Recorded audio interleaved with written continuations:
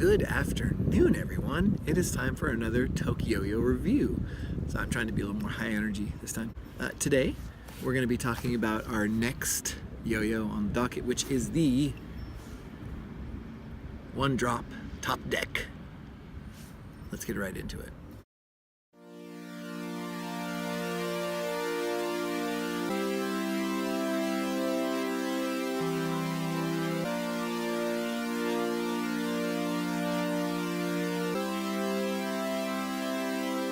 So the One Drop Top Deck is JT Nichol's signature yo-yo for One Drop. Organic H shape, I guess you call it, very rounded H shape, very soft, very nice. The material here is kind of a special. This is a 7075 aluminum, which is a higher grade aluminum I've talked about before in the Katana review. Very heavy duty. And looking at the cup here, you're gonna see there's a little nubbin in here, which I'll talk about briefly. You've got these extra rings in here. You've got the engraving. The feel of this yo-yo is very interesting. It takes a little getting used to because it is sort of an unusual shape. I think you don't see a lot of yo-yos with this interesting shape here, and I'll explain why it has this shape later. Here in the cup, you notice this little nubby. This is actually the axle hub, so they're able to push the axle out a little bit farther and not worry about it breaking through the wall here. And it is really nice, this pink color. It's a Pyramat, which is One Drop's finish that they have, all their colors. It's a really, really nice pink, sort of muted wine pink, I think. And then you've got the Top Deck logo in here, engraving, I guess you'd say. If you guys don't know, the person who designed this or helped design this, JT Nichol, it's his signature model. I like to buy signature models because I like to understand how professional yo-yoers play and how they think. And I really enjoyed that about the prescription, being able to feel Jonathan Best's style in his yo-yo. And if you watch any videos of JT Nichol, his style is extremely interesting, very flowy, very rhythmic. I actually bought this because of the R Throwers subreddit, which is a forum devoted to yo-yo stuff. Markmont Classic and the Top Deck are constantly recommended, and since I can't get a Markmont Classic and I kind of enjoyed the shape of this more, this is the one I got. A lot of people find this yo-yo very sort of top of the line. Yo-yo is extremely well balanced, maybe one of the best balances of any of the yo-yos that I currently have. This yo-yo is, I think, perfect for learning. I've been using this to learn all the new tricks I want to do. It really helps this H shape here. All the weight is thrown out to the rims, or a lot of it, and that's how you're able to get stability, which is really good for learning.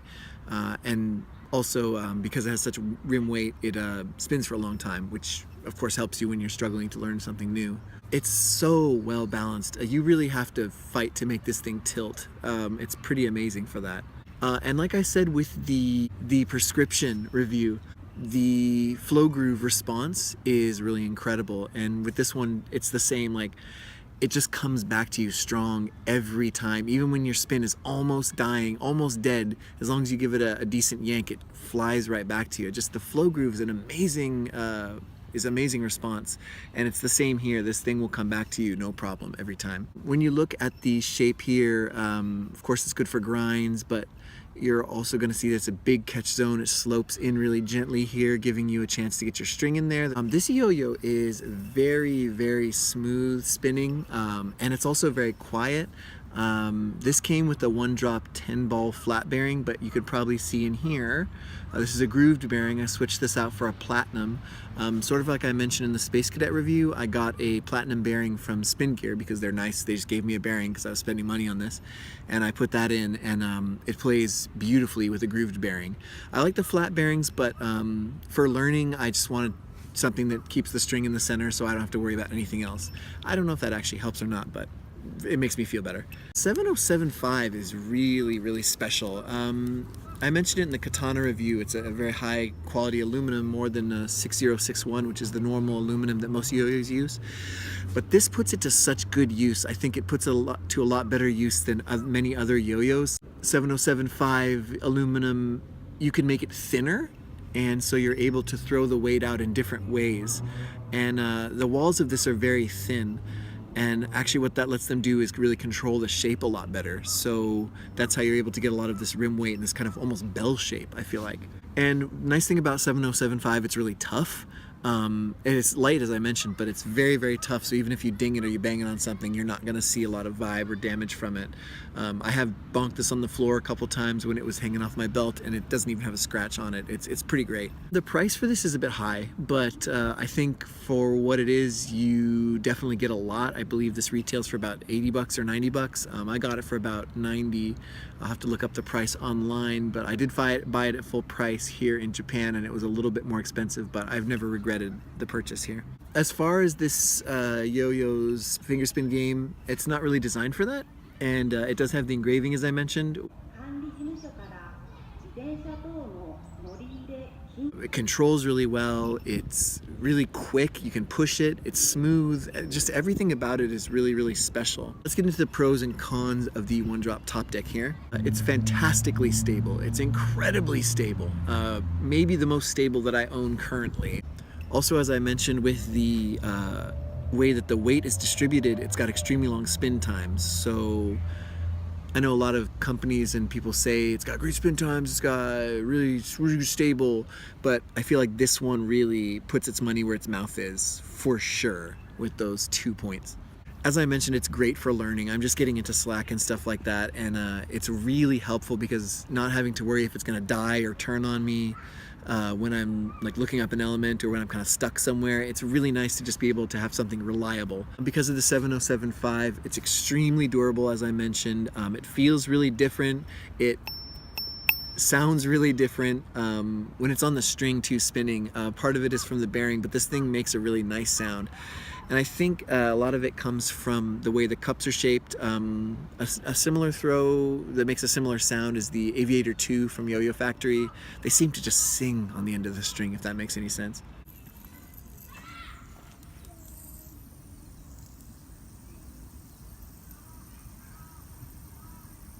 And the flow groove response is awesome. I've never had any problems with it. It's never let me down. It doesn't snag, which is pretty amazing. Just flow groove is awesome. It should be in every yo-yo. Let's talk cons. Not too many for this one, but for one con, it is pricey, as I mentioned. A lot of people think that spending as much as this yo-yo is, this is a solid, so it's not as expensive, and there are ones that are splashed, I believe, which are more expensive.